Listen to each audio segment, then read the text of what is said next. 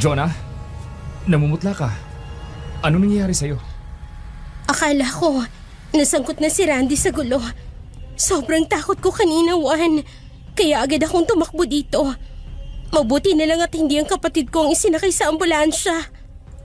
Hay, mula nang itinayo ang bar na yan dito sa atin, lagi na lang may gulo. Kakaibang nangyari ngayong gabi.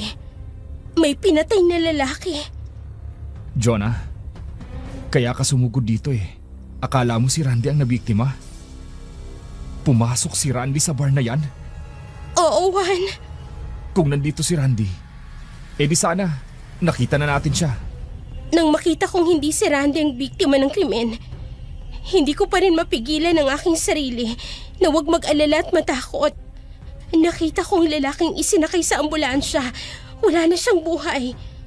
Iniisip ko kung anong mararamdaman ng kanyang pamilya. Pinagpala ng Diyos ang puso mo, Jonah. Tanging Diyos lang ang nakaaalam sa lahat na nangyayari at mangyayari pa sa paligid natin. Sasabahan na kita pa uwi sa inyo. Tutulungan kitang kausapin si Randy.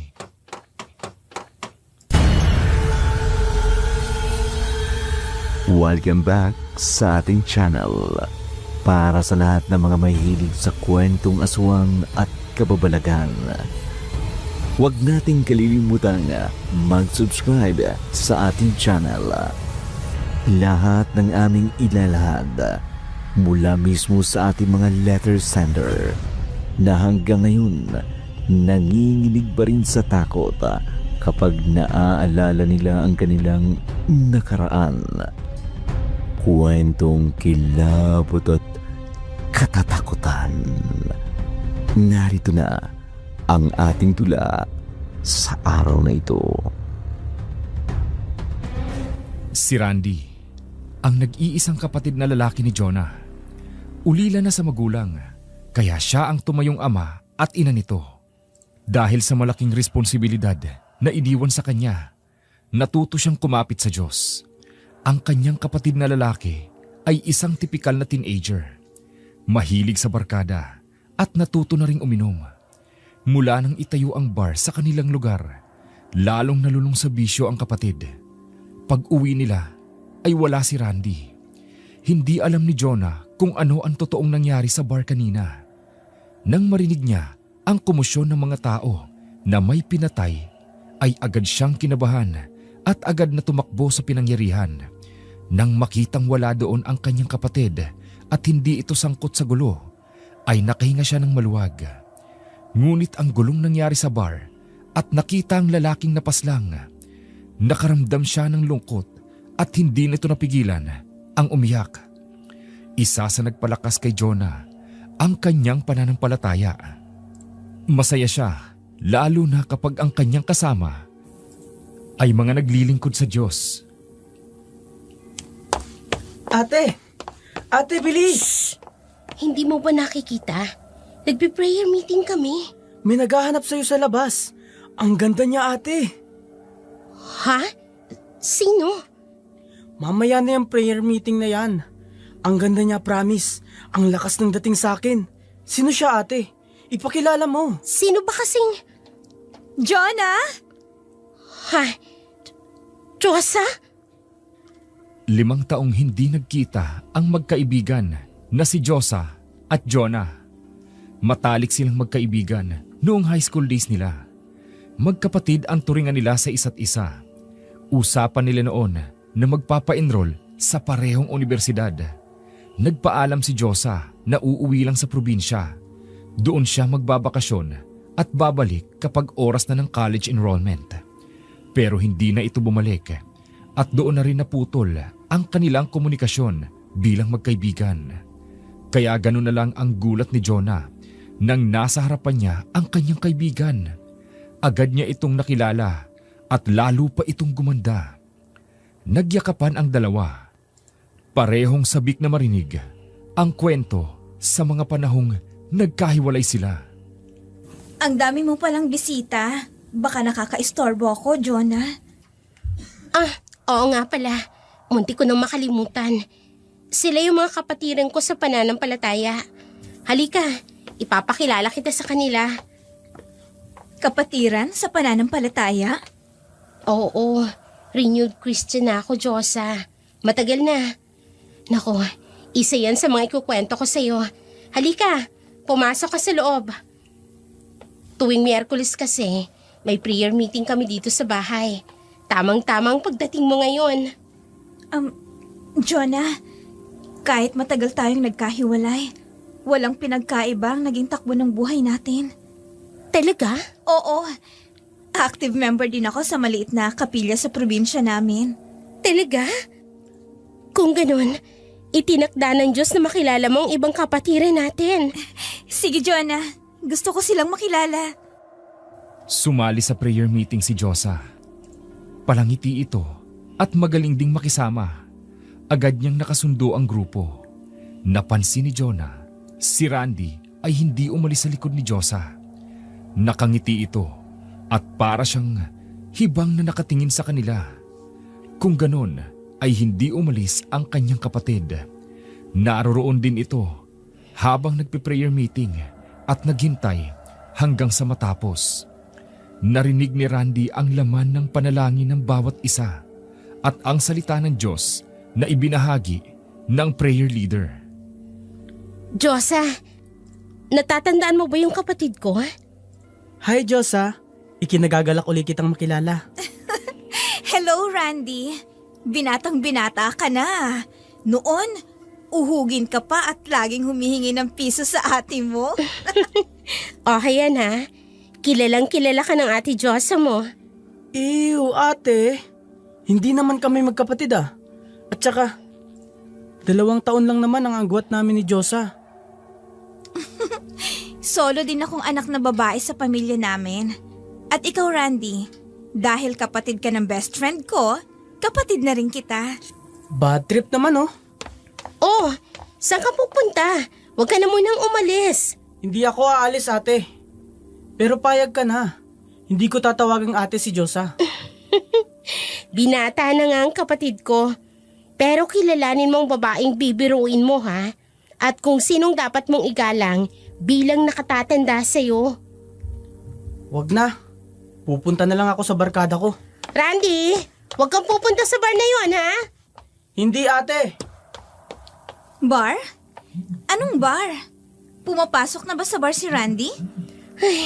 Oo, kaya sobrang kaba ko kapag umaalis siya ng bahay. Okay lang namang mga pitbahay siya sa mga barkada niya. Huwag lang pumunta talaga sa bar na yun. Inalo ni Josa si Jonah. Agad namang kumalma nang magsimula na ang kanilang pagkikwentuhan. Inabot ng ilang oras ang kanilang pag-uusap. Napansin ng magkaibigan na madilim na sa labas. Niyaya ni Jonah ang kaibigan na doon na kumain ng hapunan. Pero malakas ang pagtanggi nito dahil kailangan na daw niyang makauwi. Babalik na lamang daw ito kinabukasan. Tiyak na uuwi na naman si Randy ng hating gabi. Nakaluto na siya at handa na ang kakainin ng kapatid sa mesa. Maaga pa siyang gigising bukas. Kailangan niyang matulog ng maaga. Ngunit kailangan niyang kausapin ang kanyang kapatid. Anong ulam, ate? Ay, salamat. Maaga kang umuwi. Akala ko kasi gagabihin ka na naman masyado. Kaya nauna na akong kumain. Ay, walang ganap ngayon. Eh paano? Mahigpit ang mga pulis sa paligid, lalo na dun sa bar.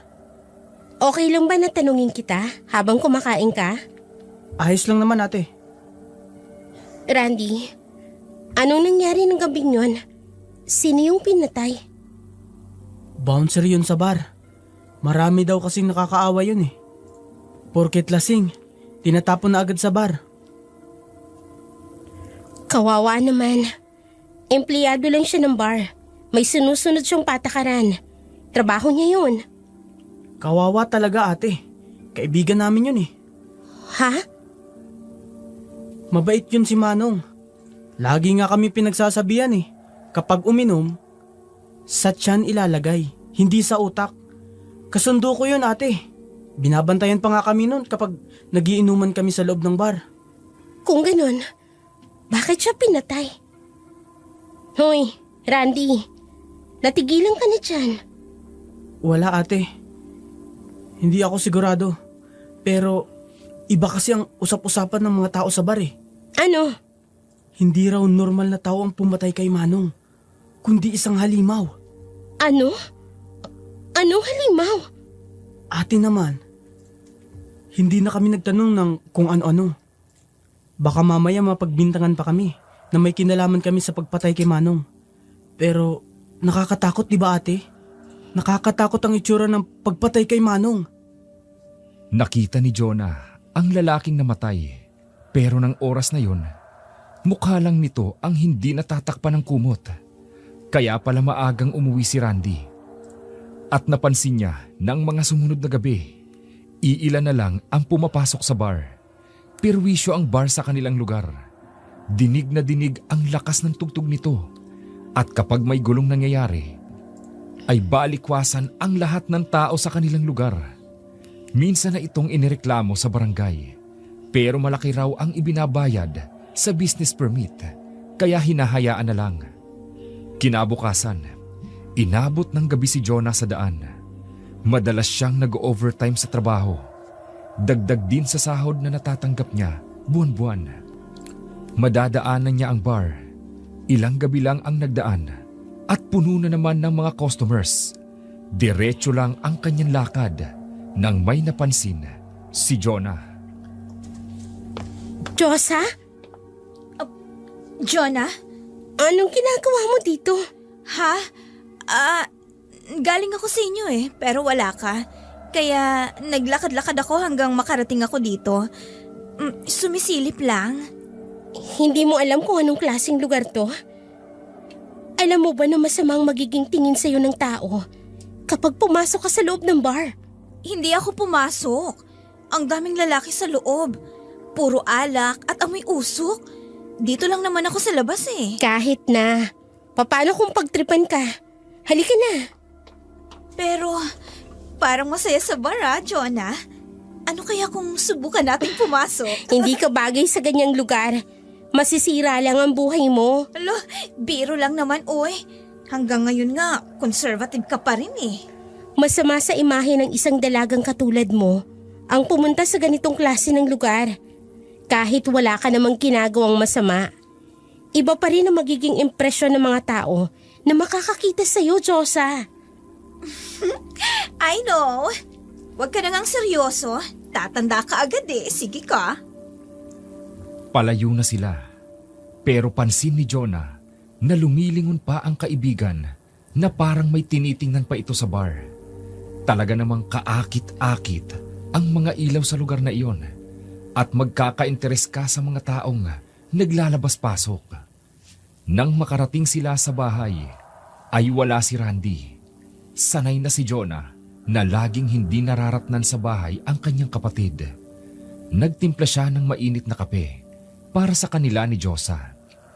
Gabing-gabi na, nagtaka siya kung bakit naisipan ng kaibigan na puntahan siya sa ganitong oras. Ikinwento niya kay Josa ang tungkol sa krimeng nangyari dun sa bar upang matakot ito at huwag nang magawi pa sa lugar na yun. Halimaw?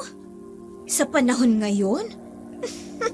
Kalokohan yun, Jonah. Sa panahon ngayon, Josa, lahat ng nakasaad sa banal na kasulatan, nagkakatotoo na.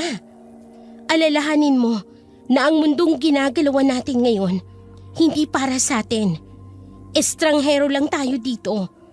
Kaya dapat nating paghandaan ang mga maaaring mangyari. Maraming mga kampo ng demonyo ang nagsisilabasan. Jonah, naniniwala ka ba na ang halimaw na yon ay kampo ng demonyo? Walang nilalang ang Diyos na gumagawa ng karahasan at mapanakit. Pero, paano kung wala silang choice? Paano kung ginawa na nila ang lahat para magbago? Pero nananaig ang sumpa ng kasamaan sa kanilang isip at katawan. Maituturing pa rin ba silang salot sa lipunan? Dahilan ba yun para husgahan ang mga katulad nila? Diyosa, Diyos lang ang maaaring humusga. Kaya nga, paanong tawagin nilang isang halimaw ang gumawa ng krimen sa bar? Dahil sa ginawa niyang marahas na pagpatay. Paano kung yung ginawa ay taliwas sa totoong nararamdaman niya at sa sinasabi ng isip niya. Kung ano ang nasa puso natin, yun ang siyang ginagawa natin at normal na lumalabas sa ating mga bibig. Bakit ako? Relihiyosa din naman ako Pero nakakagawa pa rin ako ng masama. Ibig bang sabihin nun, kampon ako ng demonyo? Ano ka ba? Wala namang perpekto. Hanggat naririto tayo sa mundong ito, patuloy na magkakasala ang tao. Pero makikilala mo kung ang nagkakasala ay isang Kristiyano dahil marunong siyang umami ng kanyang pagkakasala. Marunong siyang magsisi at handang tumalikod sa kasalanan. Kaya nga, lahat ay nagkakasala. Kaya kung tinatawag nilang halimaw ang gumawa ng isang krimen sa bar, di lahat ng tao halimaw. Ano bang nangyayari sa'yo? Ha? Huwag mong bigyan ng magandang katwiran ang nangyari. Masama ang manakit at pumatay ng tao, Diyosa. Sa nangyayari, anong conviction ng banal na espiritu sa'yo? Ha? Anong... Teka! Bakit tinatanong mo ko ng ganyan? Masyado ka namang seryoso. Sinasabi ko lang ang lahat na nangyayari ay may dahilan. Siguro, may matindi silang away. Sa sobrang galit kaya napatay siya. Pero hindi naman nangangahulugang halimaw ng gumagawa nun sa kanya, di ba? At malay naman natin, yung gumawa nun, nagsisisi na at naging lingkod na ng Diyos, di ba? Kaya nga, wala tayong karapatang manghusga dahil ang kaligtasan ay hindi ang relasyon ng tao sa tao, kung hindi ang relasyon ng tao sa Diyos. Ayan, mukhang inaanto ka na. Malalim na rin naman ang gabi, hindi ka na pwedeng umuwi. Mauna ka na matulog ha, hihintayin ko pa si Randy. Jonah? Wala. Inaantok na nga ako. Pasensya ka na sa mga nasabi ko ha. Dala lang yun ng nerbyo sa ikinukwento mo sa akin. Manalangin ka kasi bago matulog. Magiging kampante ang isip at ang puso mo. Sige.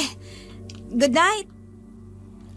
Kung hindi kilala ni Jonah ang kaibigan, iisipin niya na may malalim na nais iparating si Diyosa sa kanyang mga sinasabi. Pero marahil ay naiintindihan nito ang nais niyang iparating.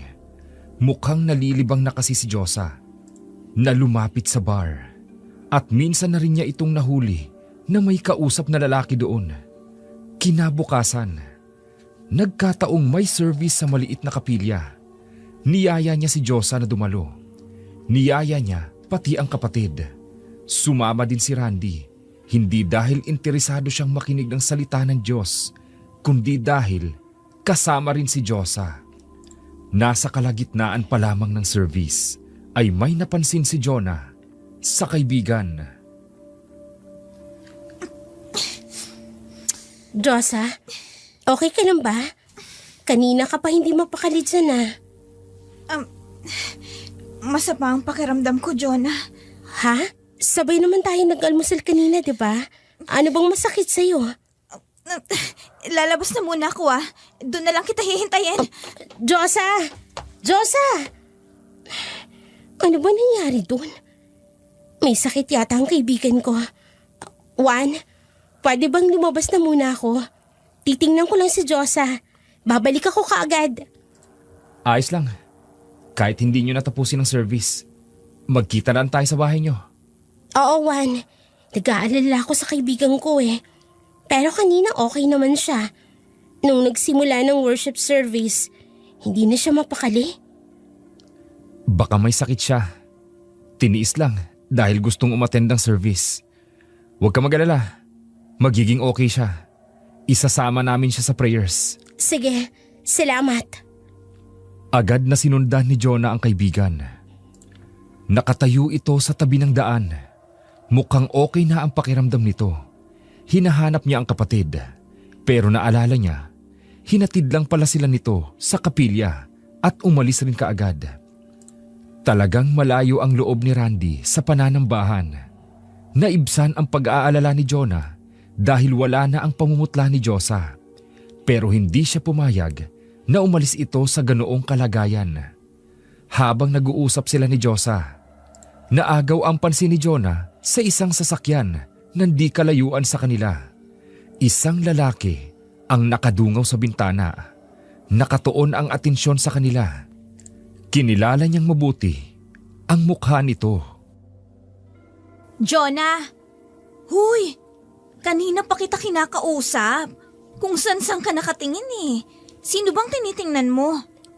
Yung lalaking nakasakay sa kotse. Kanina pa kasi siya nakatingin dito sa pwesto natin. Hindi mo ba napansin? Ha? Ikaw yung taga rito. Hindi mo ba kilala? Mukhang pamilyar siya sa akin. Pero sigurado ako, hindi yan taga rito. Pamilyar sa'yo. Di ibig sabihin, nakita mo na siya noon. Sigurado namukhaan ka rin niya kaya nakatingin siya sa'yo. Hindi no. Sa atin siya nakatingin. Hindi naman direkta sa akin. Ay, ano kaya kung lapitan natin? Ang gara ng kotse oh. Malay mo, gusto ka niya at ligawan. Di makakapag-asawa ka ng mayaman. Gagaan na ang buhay niyo ni Randy. Ha? Sa panahon ngayon, maging practical ka, Jonah. Dapat, pag may nagkagusto sa yung lalaking katulad niyan, nakakotse, yayamanin, ay abay sunggaban mo, God! Diyos ha? Sa unang pagkakataon ay tinitigan ng mariin ni Jonah si Diyosa. Madalas na silang magkasama at mag-usap at habang tumatagal ay may napansin siyang kakaiba sa kaibigan, lalo na sa pananalita nito. Naramdaman ni Diyosa na may itinatago sa kanya ang babae. Hindi ito naglilihim sa kanya. Bukas ang feelings nila sa isa't isa. Alam din niya kung may problema ito o wala. Pero sa muli nilang pagkikita, kung ano ang sinasabi sa kanya ni Diyosa ay yun lang ang pinaniniwalaan niya. Pero ngayon ay parang naiilang siya dahil sa mga mood swings ng kaibigan. Napansin niya pagkatapos ng prayer meeting ay hindi ito umupo sa harap ng grupo. Pumuwesto ito sa upuan sa may mesa. Nakatingin lamang ito sa kanila. Aalis ka na kaagad. Dito ka na kumain. O kaya naman dito ka na rin matulog. Alam naman ng pamilya mo na dito ka sa akin pumupunta. Hindi ka nila hahanapin, di ba? Ang gawin mo, text mo na lang para hindi sila mag-alala. Jonah, may inililihim ka sa akin ano? Ha? Anong inililihim ko sa'yo? Tungkol kay Juan? May relasyon kayo? Ano? Diyos ha? Asus! Huwag ka nang mahiya. Sa totoo lang, bagay naman kayo ni Juan. Pareho kayong relihiyoso. Kapatid sa Panginoon ang turing namin ni Juan sa isa't isa. Matagal na kami magkakilala, kaya huwag kang mag-isip ng ganyan. Hindi siya nanliligaw sa'yo? Ni magparamdam? Kung may mali siyang utak mo, yun talagang iisipin mo. Kasi hinahatid niya ako. Pagkatapos ng service, minsan naman naghahatid siya ng ulam sa amin. Dito kay Randy. Minsan nga pagkatapos ng trabaho, hinihintay niya pa ako sa kanto para ihatid hanggang bahay. Di may gusto nga siya sa'yo. Diyosa, hindi lahat ng kabutihang ginagawa sa atin ng ibang tao may motibo. Ha? Gumagawa tayo ng kabutihan ayon sa sinasabi ng banal na espiritu sa atin at dahil yon ang kalugod-lugod sa Diyos. Amen, Sister Jonah. Totoo naman ang sinasabi ko So ibig mong sabihin, wala kang gusto kay Juan? Bakit ba yan ang takbo ng usapan natin? Isagutin mo muna ako. Gusto ko siya. Sinasabi ko na nga ba Ipokrita ka talaga, Jonah. Malisyosa ka kasi. Hindi ganyan mag-isip ang isang Kristiyano, Diyosa. Ha? Gusto ko siya bilang kapatid natin sa Panginoon. Gusto kita dahil kaibigan kita. At Oo na, sige na. Ikaw na talagang perfect dito sa mundo. tumigil ka nga. Alam mo matagal na kitang napapansin. Anong napapansin mo sa akin? Naninibago ako sa'yo. Para kasing... Ano? Sabihin mo, Jonah. Parang hindi ikaw yung Diyos ang kilala ko noon. Jonah? Magbago ka man o hindi, ikaw pa rin naman yung best friend ko. At mahal kita. Best friend din kita. Pero, ipag-pray over kaya kita. Jonah? Anong masama? Ipag-pray over mo rin ako. Para pareho tayong mablessed. Ayaw mo? Syempre, gusto. Nawala ang alinlangan ni Jonah sa kanyang kaibigan. May nagbago man sa kilos at pananalita ni Diyosa na natili ang pagmamahal niya dito. Bumalik sa isip niya ang tanong kanina tungkol kay Juan. Hindi siya makapaniwala na naisipan ni Diyosa na may ibang namamagitan sa kanila ni Juan. Kung tutuusin, ay mas madalas pa silang magkasama na magkaibigan. Samantalang si Juan, nagkikita lang sila kapag may gawain sa kapilya. Naging sensitibo ba si Diyosa? Bakit binibigyan ito ng mali siya ang turingan nila ni Juan sa isa't isa? Kinaumagahan, naging abala si Jonah. Nagpasama siya sa kapatid para mamalengke. Tuwing day off ay namimili siya ng mga pangangailangan nilang magkapatid sa bahay. Lingguhan ang kanyang sahod. 2 araw sa isang buwan na wala siyang pasok. Sinisiguro ni Jonah na kapag namamalengke ay sapat ang kanyang perang hawak dahil laging humihirit si Randy sa gusto nito. Katulad ngayon, nagyaya si Randy na manood ng sine. Gabi na sila nang makauwi. Bit-bit ang mga pinamili. Huminto sa paglalakad ang lalaki. Oh, bakit ka huminto? Ate, di ba si Ate Diyosa yun? Ha? Ay naku, mabain yun talaga, oo. Sinabi ko nang wag gagala kapag gabi. Nasaan ba? Ayun ate oh. Sa may likod, malapit sa may bar. Ano? Imposible naman. Baka kamukha lang. Ano namang gagawin niya sa lugar na yan? Madilim na bahagi yan ng bar. Si Ate Diyosa talaga ate. Kahit pa nakatalikod, makikilala ko siya. Kasi ang sexy niya. Teka nga. Ilalapitan natin. Jahe naman ate. Baka ako mapahamak ang kaibigan ko. Paano mapapahamak? Kasama niya yata ang boyfriend niya eh. Si Diyosa? May boyfriend? Ha? Huwag na tayong lumapit ate. Nakakahiya. At saka, nangangalay na nga ang kamay ko sa kakabitbit nitong mga pinamili natin eh. Umuwi na tayo ate. Sandali. Pamilyar sa akin ang kausap niya eh. Malamang kilala mo. Kung boyfriend niya ni Ate Diyosa, syempre kinikwento niya sa'yo at pinapakilala. Ang kulit mo. Wala ngang boyfriend ang Ate Diyosa mo. Ay, siguradong pupuntayin sa bahay mamaya. Doon ko na lang siya tatanungin. Halika na.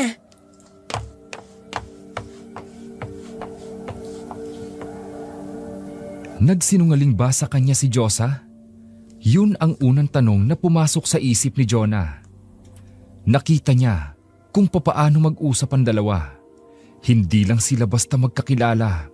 Pero bakit gagawin ni Diyosa na maglihim sa kanya? Kung may boyfriend man ito, ay baka ikasisiya pa ni Jonah.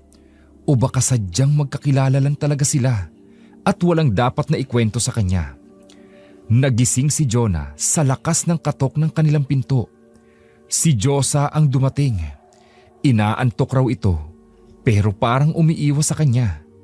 May naamoy na alak si Jonah pero hindi niya ito pinansin dahil naalimpungatan pa siya mula sa lalim ng pagkakatulog.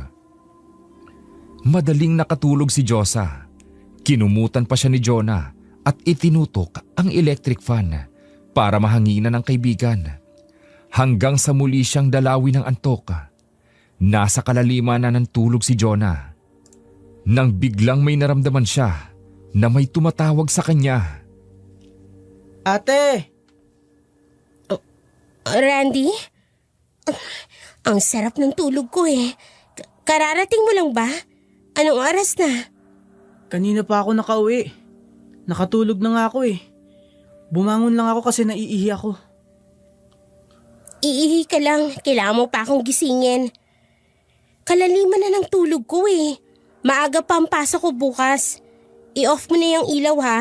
Baka magising ang ate Diyosa mo. Yun na nga eh. Wala si Ate Diyosa sa higaan niya. Anong wala? Saan naman siya magpupunta? Umaga na ba? Alauna pa lang ng madaling araw, ate. Baka lumabas lang. Hinanap ko na, ate. Nakarating na nga ako hanggang dun sa bar eh.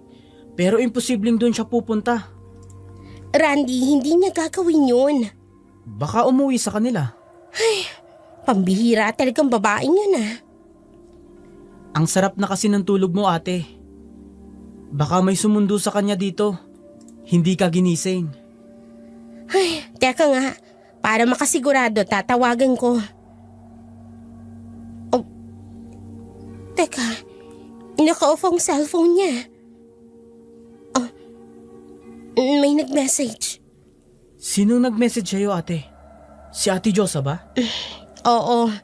Ligtas daw siyang nakauwi sa kanila. Humihingi ng sorry. Hindi na nga raw ako ginising para makapagpaalam sa akin. Bilib talaga ako dyan sa kaibigan mo, ate. Ang gandang babae. Pero ang lakas ng loob. Walang takot gumala sa daan. Kahit anong oras. Ibang klase. Napangiti na lang si Jonah sa sinabi ng kapatid. Hindi ganyan ang Diyos ang nakilala niya. Matataktin ito at mahina ang loob. Noon, madalas siyang makahanap ng kaaway dahil laging nabubuli ng mga kaklase si Diyosa at siya ang nagtatanggol para dito. Muling bumalik sa higaan ang magkapatid.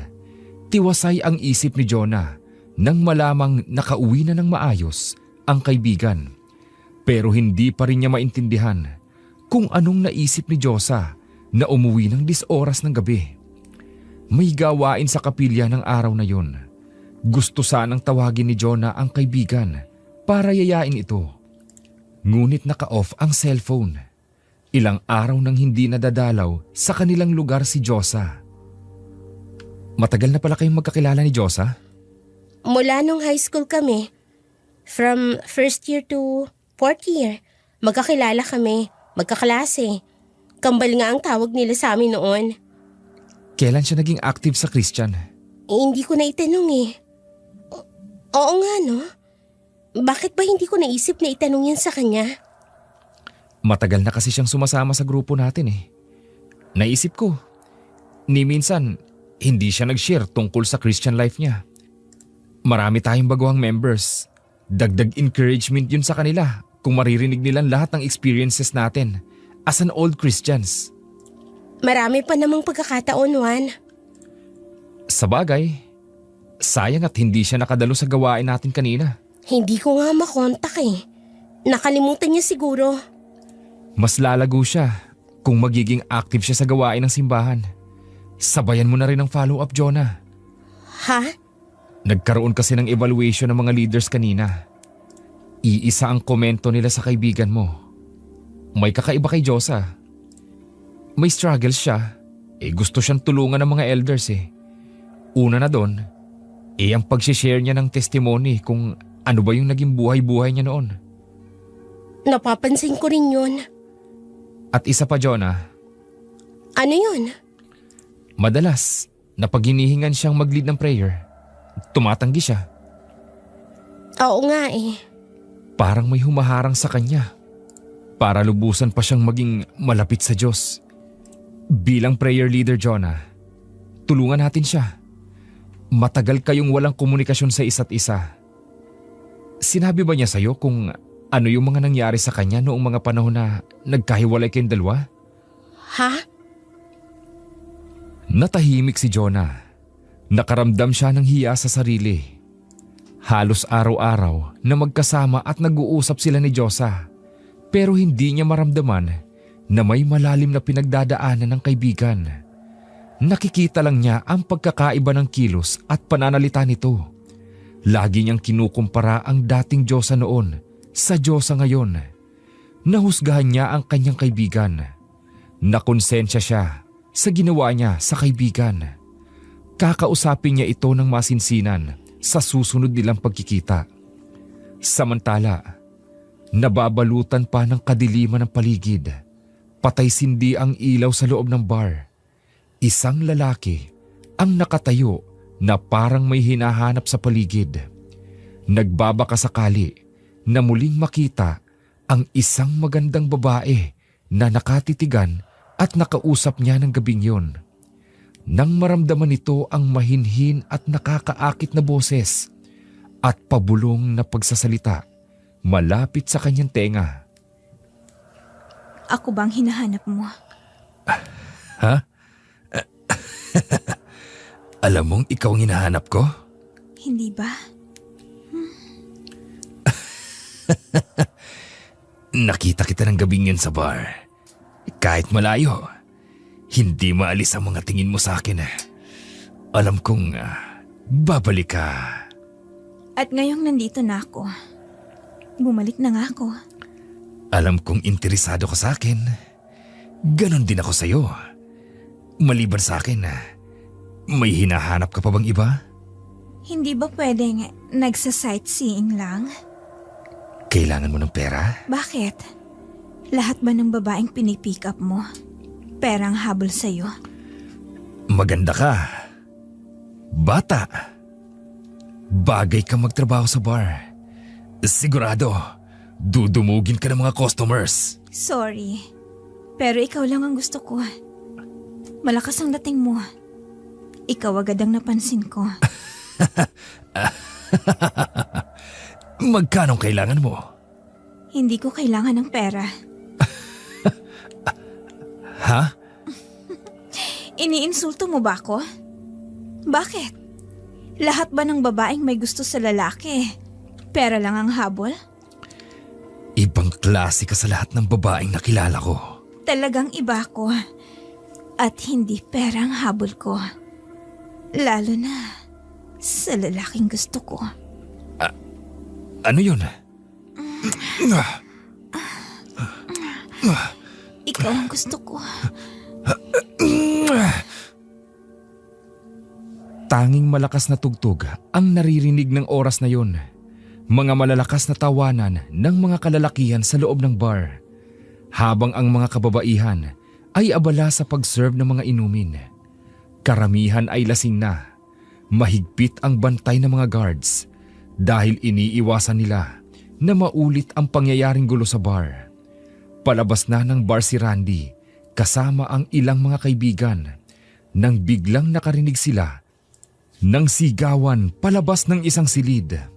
Nawala ang kalasingan ni Randy nang mag-unahang tumakbo palabas ang mga tao sa loob ng bar. Halos mawalan siya ng panimbang nang may isang bumangga sa kanya pero nakapitan niya ito sa kanyang braso. Bitawan mo ako! Ha? Ate Diyosa? Randy, lumabas na tayo! Baka madamay pa tayo dito! Anong ginagawa mo dito? Dumaan lang ako. Nasa labas ako kanina. Nang marinig kong nagkakagulo dito sa loob, pumasok ako. Kasi inisip ko baka nandito ka. Nagtakbuhan ang mga tao. Nasukol na ako dito sa loob. Pero... Halika na, bilisan na natin. Saka na natin alamin ang nangyari. Kailangan na nating makalabas dito. Tara! At dahil sa may record na ang lugar na yun, na laging may pinangyayarihang krimen, kaya agad na dumating ang mga pulis at ambulansya. Marami na ang nag-uosyoso sa labas. Si Randy, na gusto pa sanang manatili at alamin ang nangyari, ay nag-alala na rin dahil nakikitang takot na takot si Diyosa. Niyaya na siyang umuwi kaya sumunod na siya dito. Kahit papaulit-ulit na ang nangyaring krimen sa bar, ay hindi pa rin ito ipinasara. Galit at takot na ang nararamdaman ng mga taong naninirahan sa lugar na yun. Lalo na ang mga magulang na ang kanilang mga anak ay pumapasok sa bar na yon. Why, pasara na yung bar na yan! Lugar yan ang demonyo! Oo nga. Sinasabi niyong isang halimaw ang gumawa ng krimen. Ay, delikado kami rito. Baka mabiktima din kami ng halimaw na yon. Ay, bakit hindi pa yan ipinapasara? Perwisyo yan. Randy? Josa? Ate, Jonah, Anong ginagawa niyong dalawa dito? Randy, nasa loob ka ng mangyaring krimen? oo ate. Pero pauwi na kami ng mga kaibigan ko. At si Ate Josa. nagkataong napadaan ako. Nang nagkagulo na, naisip ko, baka nasa loob si Randy. Kasi diba, madalas sila ng mga kaibigan niya dito. Kaya tumingin ako sa loob. Pumasok ka? Kahit alam mong nagkakagulo na? Diyos ko naman, Josa. Mabuti na lang at hindi ka napahamak. Mabuti na lang at nahawakan ako ni Randy. Kasi kung hindi, baka naipit na ako sa mga kalalakihang nagtulakan sa loob. Bakit ba kasi hindi ka nakikinig, Randy? Hihintayin mo pa bang may masamang mangyari sa'yo? At ngayon, ayan, nadamay na pati ang Ate Josa mo. Ilang linggo na palang hindi gumagana ang CCTV dito sa loob ng bar.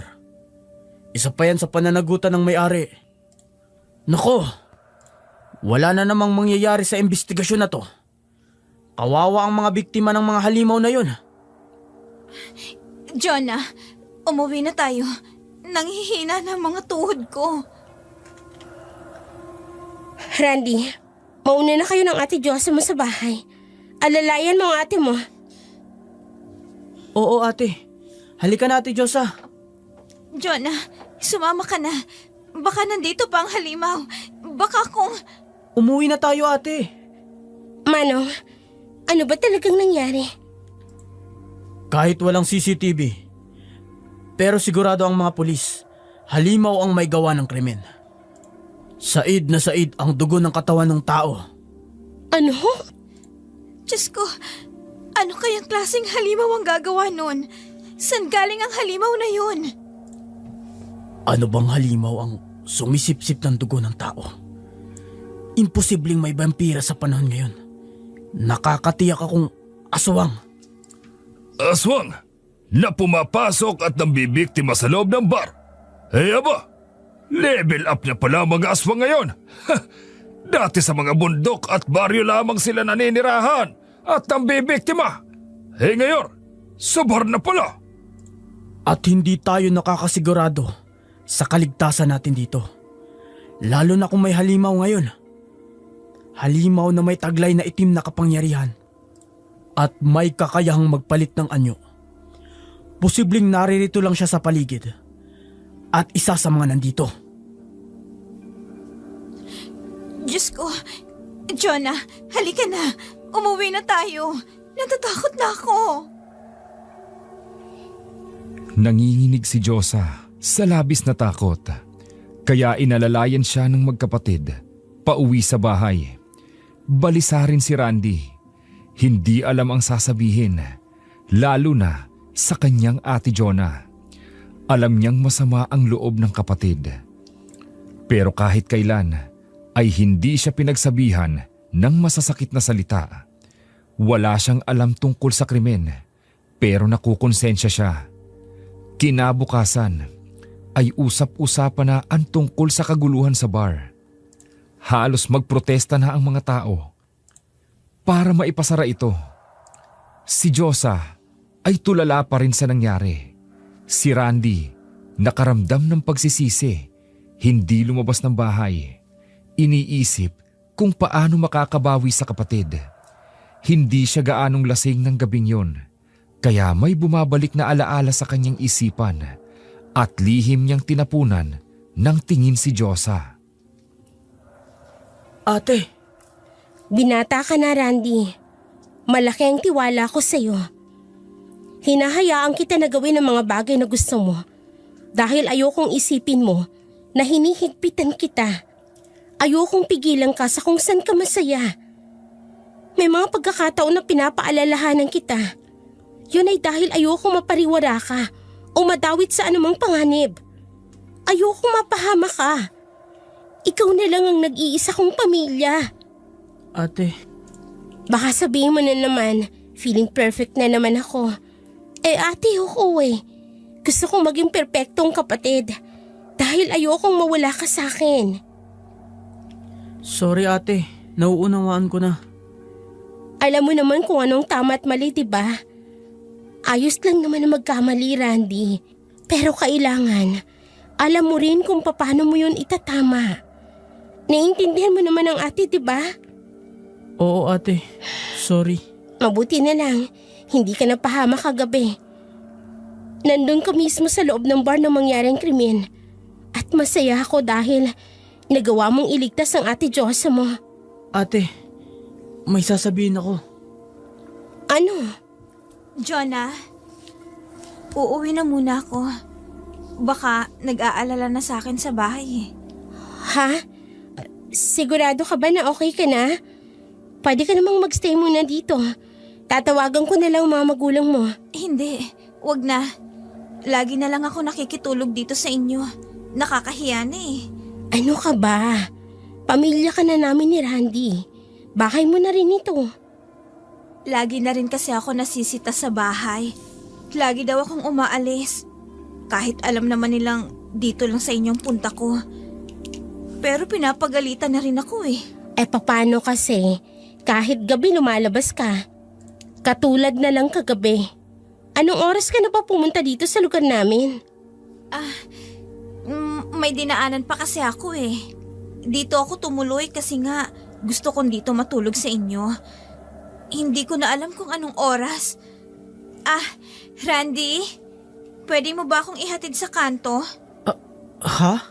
Sige na, Randy. Ihatid mo ng ate Diyosa mo. Oo ate. Napansin ni Jonah ang pagdadalawang isip ng kapatid. Nagtaka siya dahil dati-rati ay nakikipag-unahan pa ito na alalayan o maihatid si Diyosa sa kanto.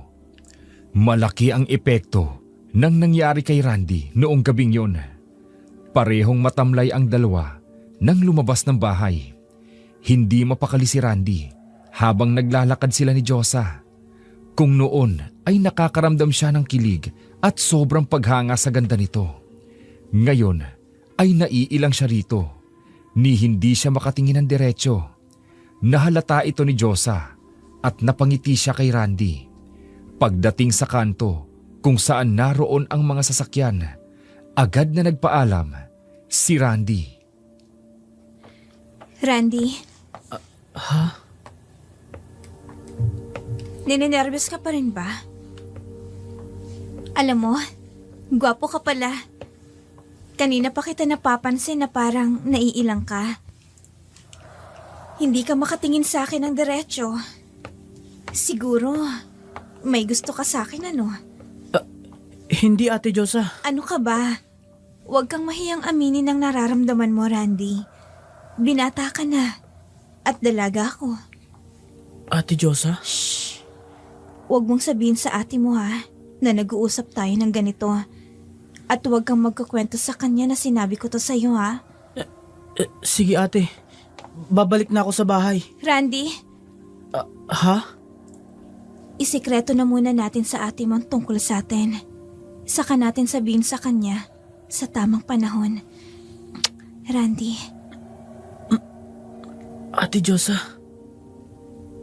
huwag kang magkukwento sa ate mo ha, ng kahit na ano ha, Randy. Nakauwi na si Randy sa bahay, ngunit nanatili itong walang kibo. Pero pagkatapos kumain, ay nagpresenta itong maghugas ng pinagkainan at nangako sa ate niya na hindi lalabas ng bahay.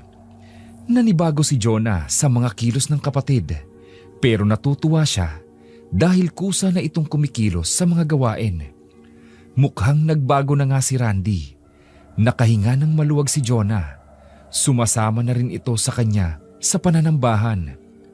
Ngunit sa pagdaan ng mga araw, may malaki siyang napansin na kakaiba sa kilos nito. Hindi mapakali at laging sumasama sa kanya.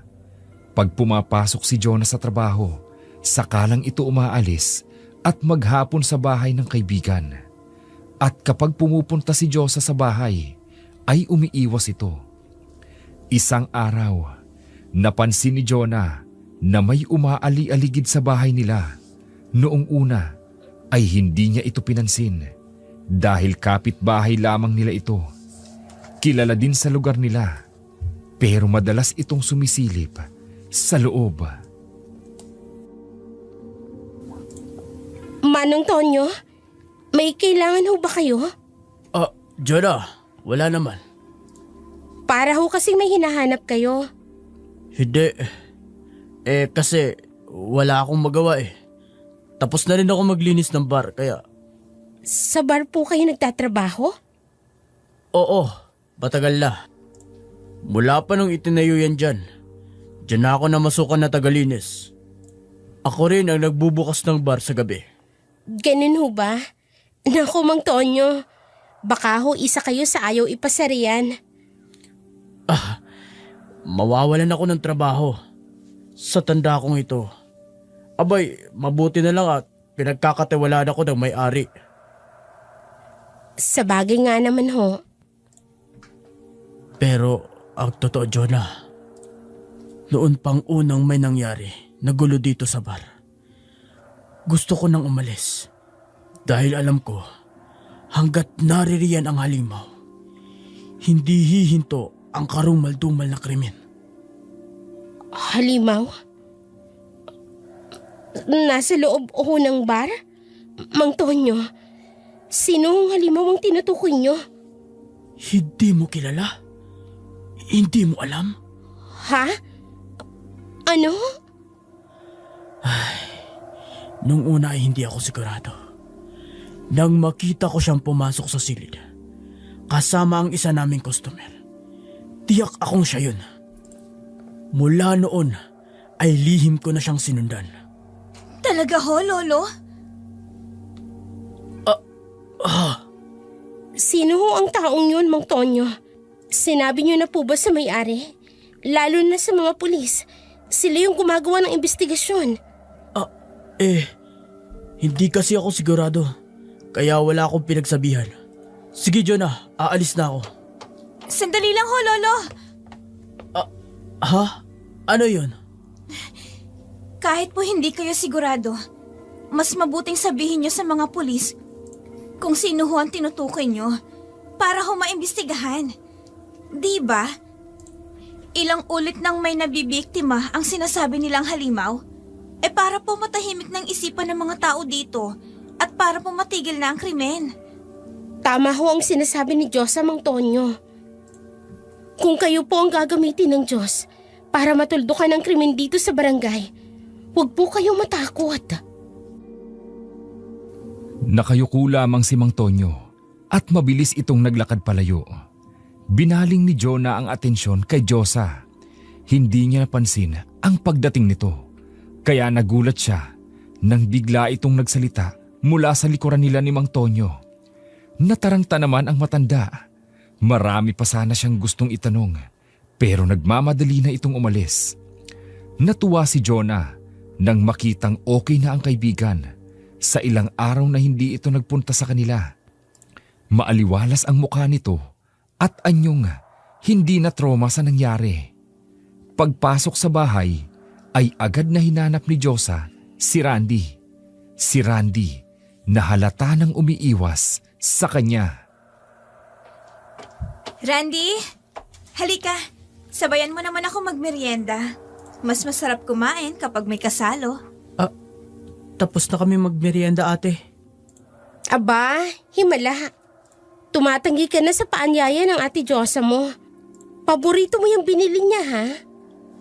Busog ako, ate. Sige ka. Kapag hindi mo ko sasabayan kumain, iisipin ko iniiwasan mo ko. Gusto mo ba magalit ako sa'yo? Ha? Ikaw naman, Diyosa. Huwag mong sanayin yung kapatid ko. Baka mamihasa yan, sige ka. Hindi ka papapasukin yan dito sa bahay. Gagawin mo ba yun sa akin, Randy? Matitiis mo ba ako? Hoy, tama na kayong dalawa. Pareho kayong nag-iinarte. O, sino bang sasama sa akin? May prayer meeting tayo ngayon sa bahay ni na Sis Lina. Sasama ako, ate. Ay, hindi Randy. Aalis pala si Jonah. Iiwan mo ako ditong mag-isa? Dito na lang tayo. Hindi ka sasama? Ang haba kasi ng nilakad ko kanina, Jonah. Pass muna ako, okay? Ikumusta mo na lang ako kay Juan. Ganun ba? Oo, sige. Ikaw ang bahala. Randy, halika na. Huwag mo nang isama si Randy. Sasama ako, ate. Oo, sasama ka. Alam mo ba, Josa, sumasali na si Randy sa mga service at sa mga activities sa simbahan. O diba? Mature na itong kapatid ko. Noon tigas tanggi kapag niyayaya ko. Ngayon naman, lagi na kaming sabay na uma-attend. Kaya ikaw, kung tinatamad ka at may reklamo ka dyan sa mga paa mo, dito ka na lang. Lumalakas ang kutob ni Jonah base sa ikinikilos ni na Josa at Randy. Masyadong maharot ang kilos nito sa kapatid. Pero ganoon naman ang ginagawang pag-iwas ni Randy kay Josa. Iilan lang ang dumalo sa prayer meeting. Hindi umaalis sa tabi ni Randy si Josa. Madalas pa itong nakakapit sa braso ng binata. Pero ang mapupungay nitong mga mata ay nakasunod kay Juan. Oh, Sis Josa, kumusta na? Mabuti naman. Ikaw, kumusta ka na? Eto, patuloy na lumalago sa Panginoon. Siya nga pala sis, matagal ka ng active sa church ninyo? Anong katungkulan ang binibigay sa'yo ng simbahan? Worship leader ako sa simbahan namin. Amen! Nagagalak ako sis Josa. Pero lumipat na kayo dito sa syudad. Saan na kayo ngayon nagsisimba? Hindi ko alam sa parents ko eh. Lagi kasi akong wala sa bahay. Dito lang sa inyo. Uma-attend ako kasama si Jonah. Kung ganon, sayang ang gift mo kung hindi mo ipapagamit sa Panginoon. Ha? Kulang kami ng youth ngayon. Ang iba kasi, nagbakasyon sa mga probinsya nila. Yung iba naman, abala sa school. Sis, baka pwedeng mag-lead ka ng worship? O kaya naman, vocalist sa choir. Pwede ring maging prayer leader ka? Naku naman, Juan. Baka atakihin ako sa nervyos. Hindi pa kasi ako komportable sa mga members ninyo. Basta ang gagawin mo ay para sa Panginoon. Lahat ng iyong pag-aalinlangan, mawawala yan. Magpagamit ka lang sa gawain ng Panginoon Diyos. Siya na ang bahalang kumilos para sa iyo. Pasensya ka na, Juan, ha? Hindi ko pa kasi maramdaman ang conviction ng Holy Spirit sa mga oras na to. Di ba? Pangit naman yung sapilitan. Ha? Hayaan mo, ipapag-pray ko. Kapag answered prayer na, sasabihin ko na sa'yo, okay? Okay sis, pasensya na ha. Ipagpipray ko rin na sana maging maluwag sa puso mo ang magpagamit sa gawain ng Panginoon. Sinundan ng tingin ni Diyosa si Juan. Habang tumatagal, ay lalo itong nagiging gwapo sa kanyang paningin.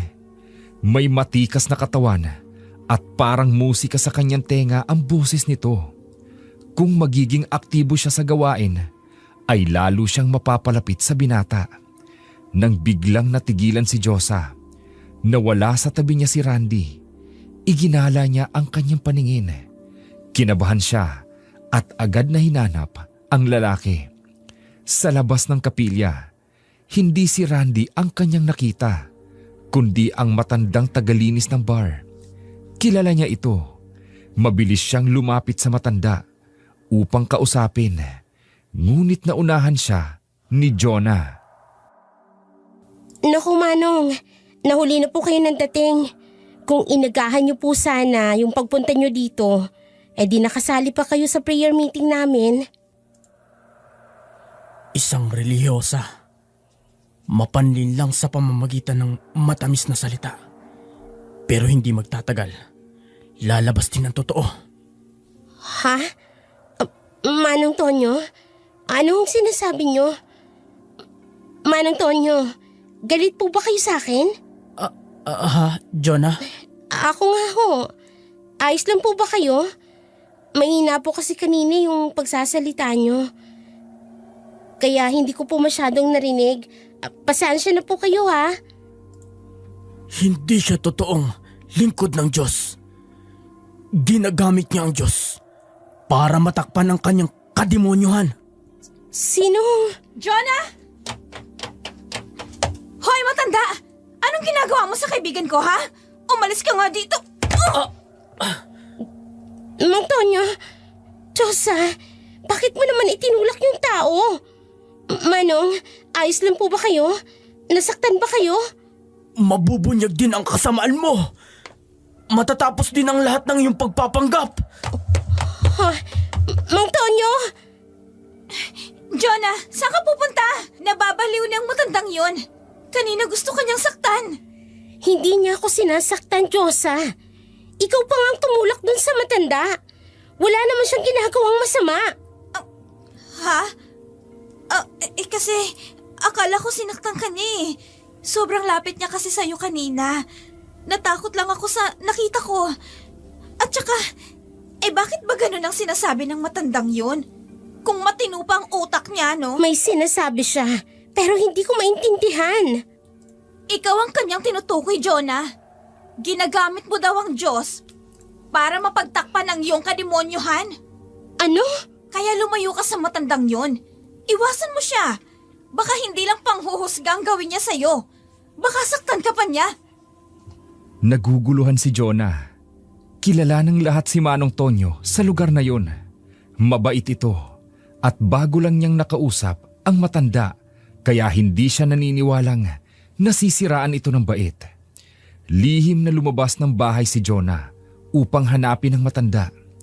Nagtanong-tanong siya pero walang nakakita kay Mang Tonyo. Nais niyang klaruhin kung anong ibig sabihin nito at siya ba talaga ang tinutukoy ng matanda. Bumalik ng bahay si Jonah. Dito, naratnan niyang matalim ang titig sa kanya ni Diyosa. Hindi ka naniniwala sa akin? Hinahanap ang matandang baliw na yun? Diyosa! Akala ko ba kaibigan mo ko? Magkapatid tayo. Yun ang turingan nating dalawa. Pero bakit mas pinakikinggan mong matandang yun kaysa Ano bang sa akin? sinasabi mo? Diyosa, kumalma ka nga. Kung natatakot ka sa pwedeng gawin sa akin ni Manong Tonyo, huwag kang mag-alala. Tinitiyak ko sa'yo na hindi niya ako sasaktan. Paano ka nakakasiguro? Dahil naniniwala akong hindi baliw si Manong Tonyo. Hindi kita maintindihan, Diyosa. Kasalanan ng manghusga ng kapwa. Masama yan. Huwag mo nga akong pangaralan kung ano ang masama. Diyosa! Gusto mong makinig sa lahat ng sinasabi ng kabaliwan ng matandang yon? Sige, hanapin mo. Kausapin mo. Kapag naniwala ka sa kanya, mapapahama ka. Diyosa! Galit at nagmamadaling iniwan ni Diyosa si Jonah. Puno ng kalituhan at marami nang pumapasok na katanungan sa kanyang isipan. Dahil sa kaguluhan ng isip ay nanalangin si Jonah at hiningi ang kaliwanagan ng nangyayari sa kanyang paligid. Humiling siya ng lakas at natumibay pa ang kanyang pananampalataya sa Diyos. Mabilis ang paglalakad ni Manong Tonyo. Galing siya sa himpilan ng pulis at ikinuwento niya ang mga pangyayari ng gabing yun. Sa ilang araw na nagdaan, habang pabalik-balik siya sa bar upang maglinis, lumilinaw sa kanya ang lahat. Bumalik sa kanya ang mga nakitang eksena bago naganap ang malagim na krimen.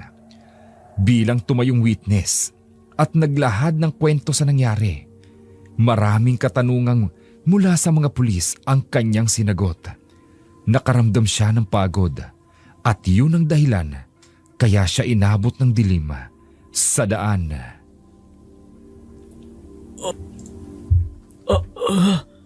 Isang malaking aso. Chu! Chu! Umalis ka dito! Chu! Mang Tonyo! Tabi po kayo! Ito ang bagay sa'yo!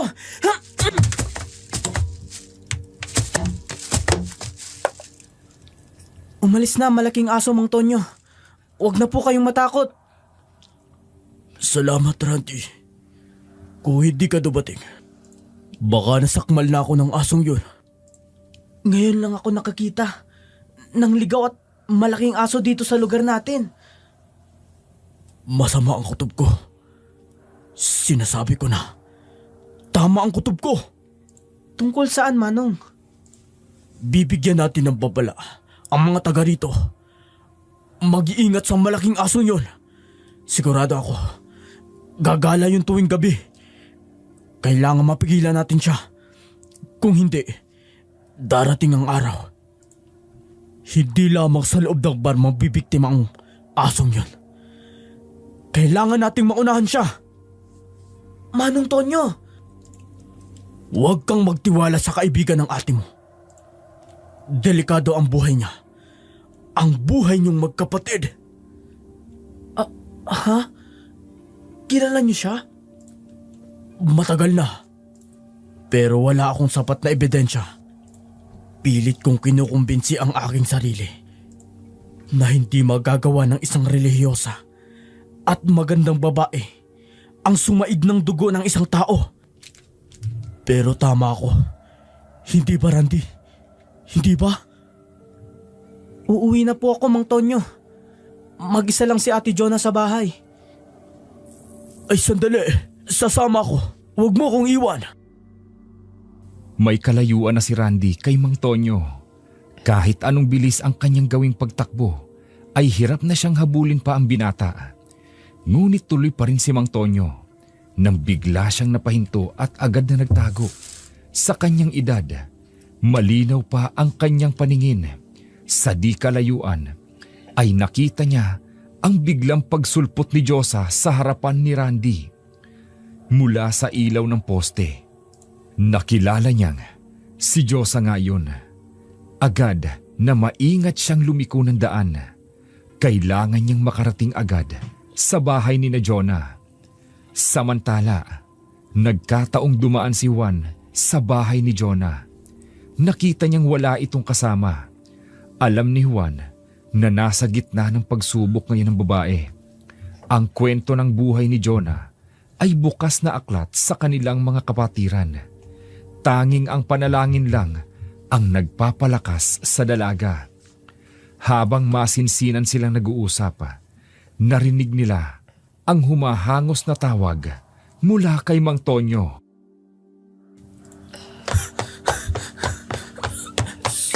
Salamat! At nandito ka na, Juan.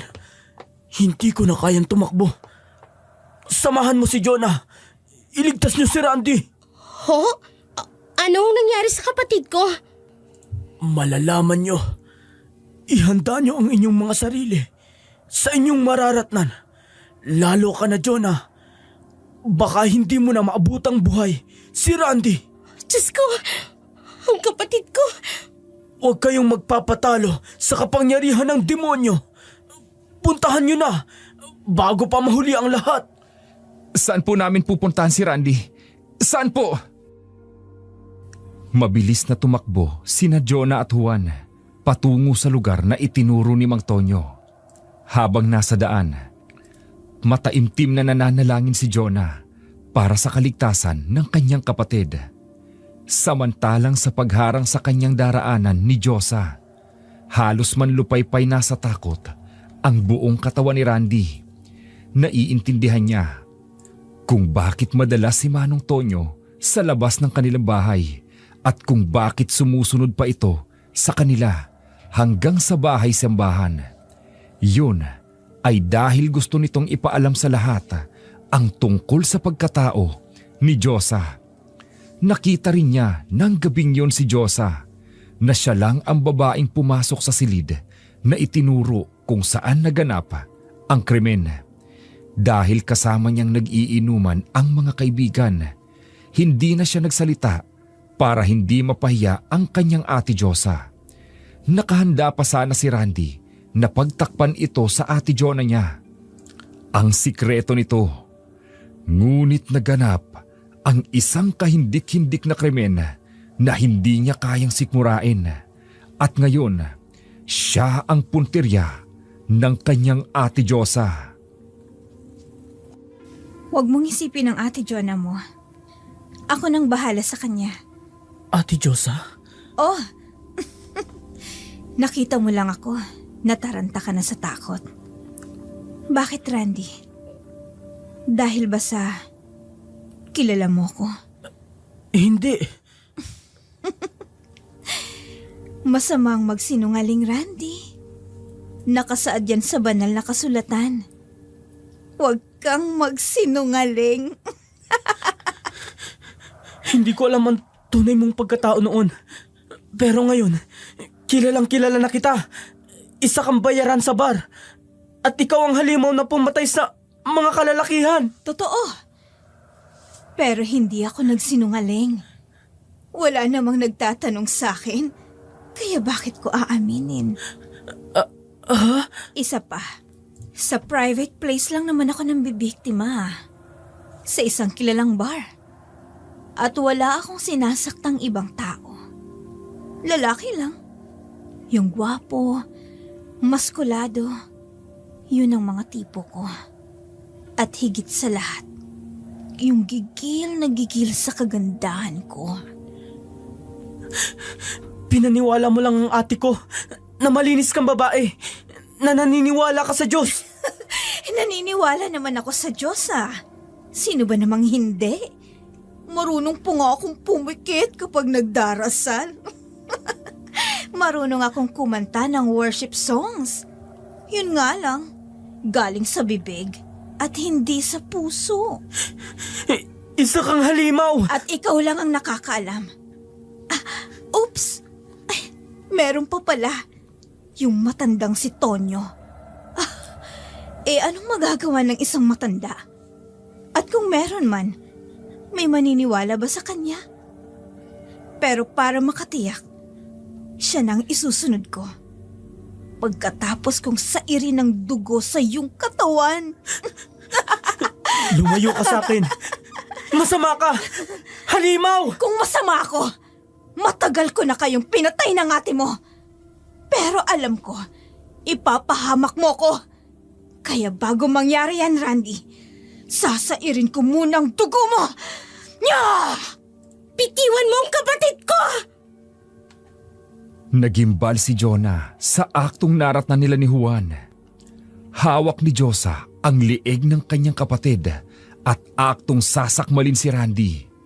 Nakita niya ang matutulis ng ngipin ni Diyosa.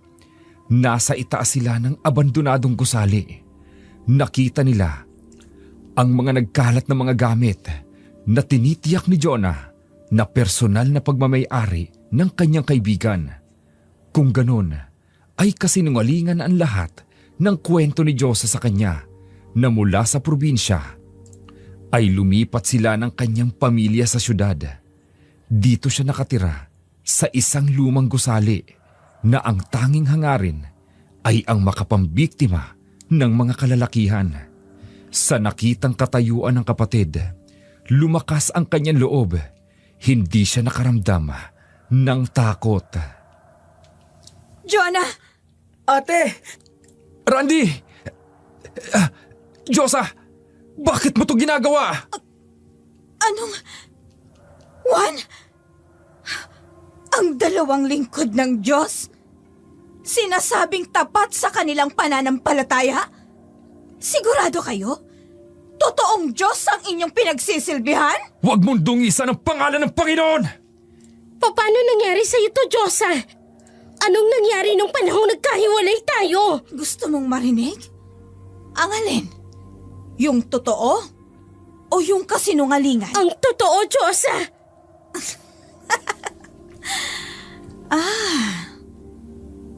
Pinauwi ako ng aking pamilya sa probinsya. Naghihingalo ng aking lola.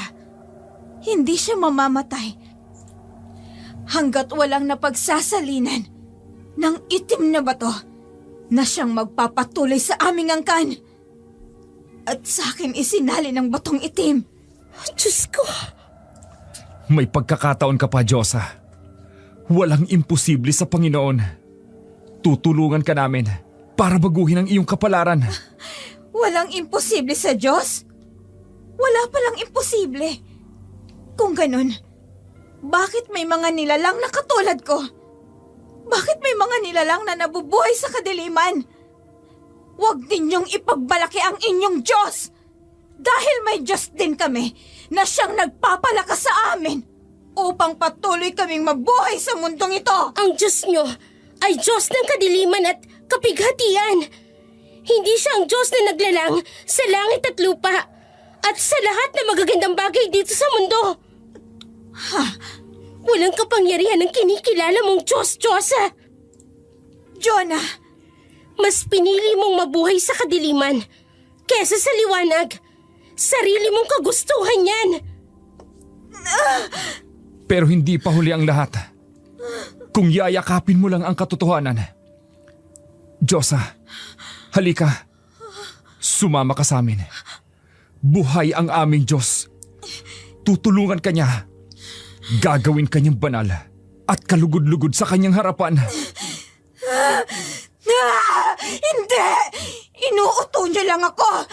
Hindi ako karapat-dapat sa harapan ng inyong Diyos! Sanay na akong mabuhay sa kadiliman. Mamamatay din ako sa kadiliman! Hindi, Diyosa! Jonah, pasensya ka na. Hindi ko mapigilan ng layaw ng aking laman. Hindi ko sinasadyang gamitin ka. Gayahin ka bilang isang relihiyosa. Nagkunwari ako. Patawarin niyo ako kung ginamit kong pangalan ng inyong Diyos. Pero mahina ako. Nadadaig ako ng pangangailangan ng aking laman. Nangingibabab ang sumpang nakakabit sa aming angkan. Pero yung panahong nasa high school tayo, totoo yan, Jonah. Yung tawanan natin, nagbibiruan tayo. Iyon lang ang magandang memorya sa buhay ko. Diyosa, huwag kang humakbang paatras. Halika, hawakan mo ang kamay ko. Tutulungan kita. Babaguhin ka ng Diyos na nasa langit. Siya lang ang makakatulong sa'yo. Hindi ka niya bibiguin. Patawarin mo ako, Jonah. Ang Diyos ang ating kanlungan at kalakasan. Handang sumaklolo sa oras ng kagipitan. Jonah, huwag kang magpapadala sa iyong kahinaan, Diyosa. Makinig ka sa sasabihin ko. Ito ay mensahe mula sa Panginoong nasa langit. Jonah. Magpakatatag ka at magpakatapang. Huwag kang manghina. Sapagkat ang Panginoon mong Diyos ay kasama mo. Saan ka man magpunta. Tulungan niyo siya. Juan, Randy, hawakan niyo siyang mabuti sa magkabilang braso. Hayaan natin siyang ilabas ang maitim na bato. Hawakan niyo. Jonah, natatakot ako. Ayoko pang mamatay. Talikuran mo ang iyong nakaraan. Kasuklaman mo ang kasamaan. Huwag kang matakot, Diyosa. Ang Panginoon nating Diyos ang siyang yumayaong kasama mo. Hindi ka niya iiwan at pababayaan. Ang Panginoon ang siyang magbibigay sa iyo ng liwanag at kaligtasan. Kanino ka matatakot?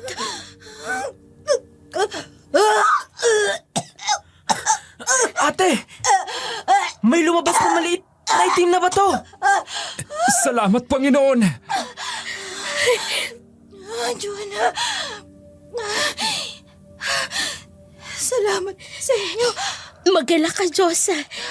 Ibinigay sa iyo ng Diyos ang karangalan bilang maging anak niya.